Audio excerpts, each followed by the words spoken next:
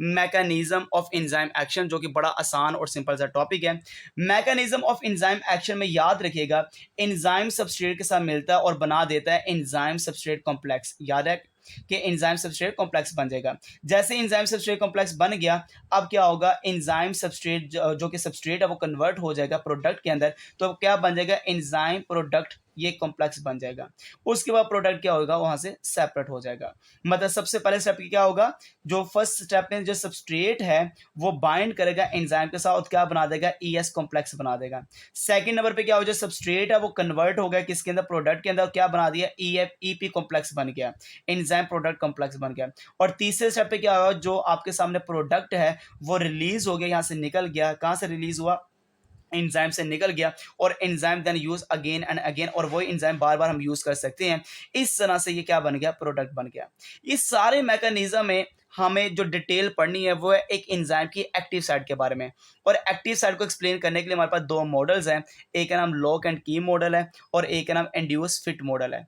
जो lock and की model है ये 1894 को ईमेल फिशर ने एक्सप्लेन किया था, प्रपोज किया था, जबकि 1959 को कोशलैंड ने इंड्यूस फिट मॉडल को प्रपोज किया था। ये मॉडल जो लॉक एंड की है, इसका कहना था कि एक्टिव साइट की एक प्रॉपर शेप होती है और ये बड़ी सख्त स्ट्रक्चर है, रिजिड स्ट्रक्चर रखता है एक्टिव साइट। तो एंजाइम का जो एक्टिव साइट है ये रिजिड है और डेफिनेट शेप होती है। जबकि कोशलैंड का इंड्यूस फिट मॉडल में कहना यह था कि एक्टिव साइट सख्त नहीं है, एक फ्लेक्सिबल स्ट्रक्चर है, एक फ्लेक्सिबल है, अपनी शक्ल को ये चेंज कर सकता है एक्टिव साइट, ये कहना था कोशलैंड का। लॉक एंड की मॉडल में कहा जाता था जो एक्टिव साइट की शेप है ये complementary to the shape of substrate है, ये जिस तरह का सबस्ट्रेट होता है same to same active site की शेप होती है, ये अपने आप को चेंज नहीं कर सकता सबस्ट्रेट की शक्ल के लिहाज से। तो जैसे सबस्ट्रेट होता है उसी तरह का आपको एक्टिव साइट की शेप नजर आती है, ये कंप्लीमेंट्री है।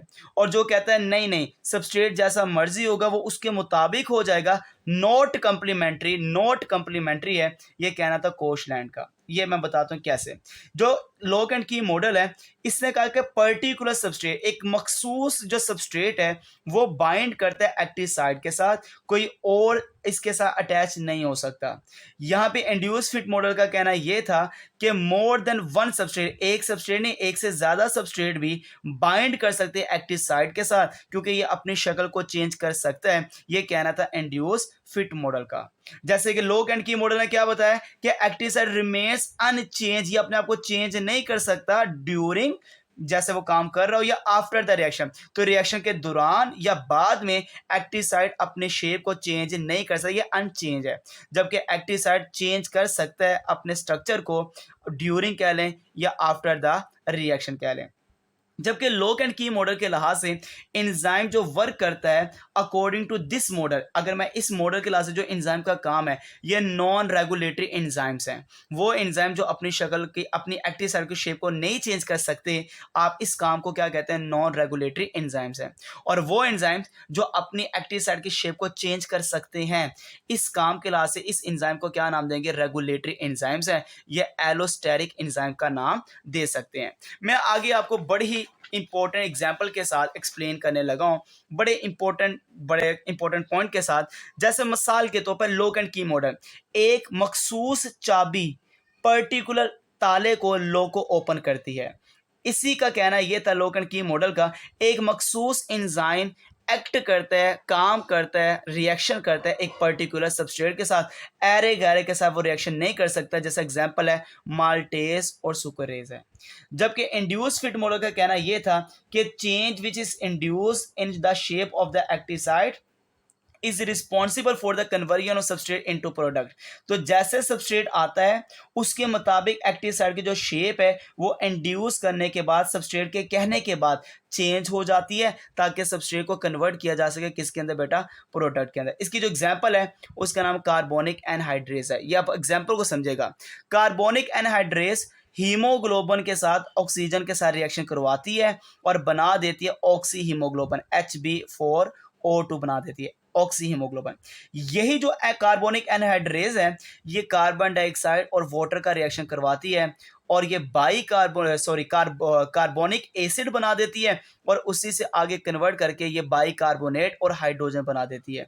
अब ये देखो, एक एंजाइम है, कितने रिएक्शन कैटालाइज कर रहा है, एक इसका रिएक्शन में भी इन्वॉल्व हो रहा है और यही एंजाइम इसका रिएक्शन में भी इन्वॉल्व हो रहा है और इसको कन्वर्ट करने में भी ये इन्वॉल्व हो रहा है। तो एक एंजाइम एक से ज्यादा सबस्ट्रेट के साथ अटैच होकर अपना काम कर रहा है, ये अपनी शक्ल को चेंज कर सकता है। इट मीन्स ये किसको फॉलो कर रहा है, इंड्यूस फिट मॉडल को। एक और एग्जांपल है हेक्सोकाइनेस, ये भी अपनी एक्टिव साइट को चेंज कर सकता है अकॉर्डिंग टू सबस्ट्रेट है।